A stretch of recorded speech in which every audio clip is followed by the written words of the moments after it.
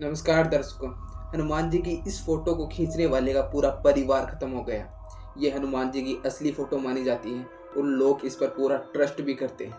लेकिन मैं आज आप लोग के सामने इस फोटो से जुड़ी हुई एक ऐसी कहानी लेकर आ गया हूँ जो कि आप लोगों के रोंगटे खड़े कर देगी। इस पूरी कहानी को जानने के लिए वीडियो के अंत तक बने रहें और हम इस वीडियो की शुरुआत करते हैं। सन 1998 में खींची गई ये फोटो दुनिया की सबसे मिस्टीरियस फोटो है जिसकी गुत्थी आज भी किसी के समझ में नहीं आई। दरअसल उस टाइम पे एक फोटोग्राफर हुआ करते थे जिनका नाम था सुब्रमण्यम। एक रात वो अपने घर पे सो रहे थे और उनके दरवाजे की घंटी बजती है। वो जाकर दरवाजा खोलते हैं तो बाहर एक अनजान आदमी खड़ा हुआ था जो कि डरा हुआ लग रहा था। फिर वो मिस्टर सुब्रमण्यम को एक फोटो की रील देता है। उस टाइम पे फोटो रील के अंदर ही डाल के रखी जाती थी और कहता है कि ये दुनिया की सबसे मिस्टीरियस फोटो है। वो इसके पीछे की पूरी कहानी बताता है कि थोड़े दिनों पहले की बात है कि मैं मेरी फैमिली और मेरे दोस्तों के साथ मानसरोवर घूमने के लिए गया था और घूमते घूमते हम पहाड़ों में घूम रहे थे और वहाँ हमें एक गुफा दिखाई देती है जिसके अंदर से एक तेज रोशनी आ रही थी। उस रोशनी को देखकर हम सब हैरान हो गए कि ये रोशनी कहाँ से आ रही है। लेकिन तभी मेरा बेटा कहता है कि मैं इसके अंदर जाकर इसके अंदर जो कुछ भी है इसकी फ़ोटो लेना चाहता हूँ। तो हमने उसे मना भी किया लेकिन वो ज़बरदस्ती अपना कैमरा उठा के उस गुफा के अंदर चला गया। तब मैं, मेरी पत्नी और मेरे सारे दोस्त घबरा गए थे कि पता नहीं अब क्या होगा। लेकिन थोड़ी देर बाद उस गुफा के अंदर से जो रोशनी आ रही थी वो रोशनी गायब हो गई थी और अंदर बिल्कुल सन्नाटा था। तब मैं, मेरी फैमिली और मेरे दोस्त पूरे घबरा गए और अंदर गए।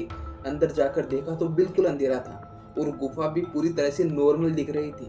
और जब चारों तरफ मैंने अपने बेटे को ढूंढा तो पास ही में उसका मृत शरीर मिला और उसके पास ही में एक कैमरा पड़ा हुआ था जो कि थोड़ा सा टूटा भी हुआ था। पता नहीं उस गुफा में उसके साथ क्या हुआ।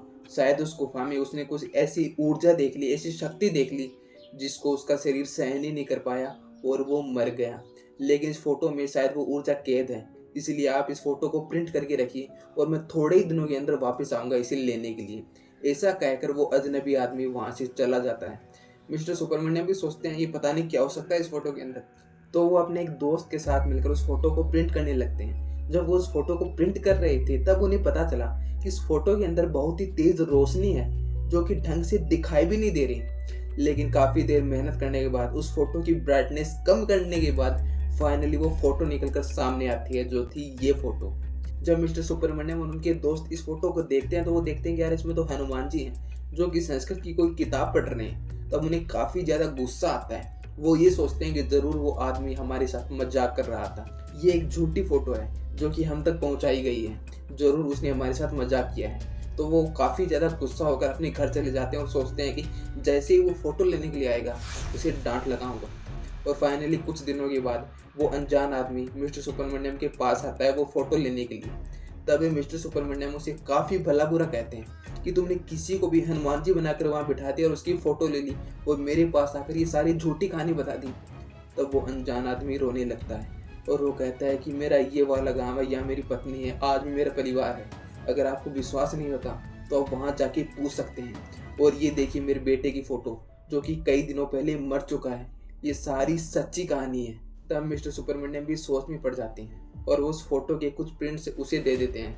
हालांकि उस फोटो के कई प्रिंट्स मिस्टर सुब्रमण्यम अपने पास ही रखते हैं। तो उसके बाद वो अनजान आदमी वहाँ से चला जाता है। लेकिन जिसके 2-3 दिनों बाद मिस्टर सुब्रमण्यम को ऐसा लगता है कि शायद उन्होंने उसे भला बुरा कहकर कोई गलती कर दी। तो वे सोचते हैं कि मैं उसके पास चलकर उससे माफ़ी मांगता हूँ। तो उसने अपने घर का पता तो बताया ही था।